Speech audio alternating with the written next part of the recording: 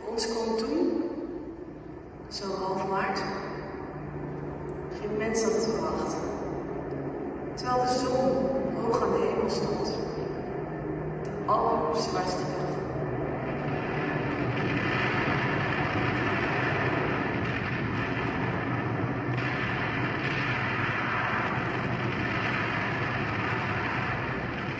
De rechts, wat nu de Chinezen aan de overkant, daar heb je een bakker.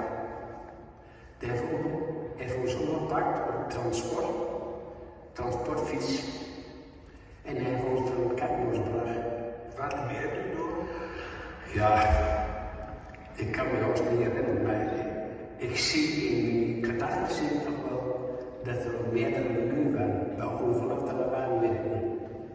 Maar er waren natuurlijk ook die in de buurt wonen, die dat lawaai hadden van dat bombardement. En die vluchten eigenlijk om het bos in. Die vluchten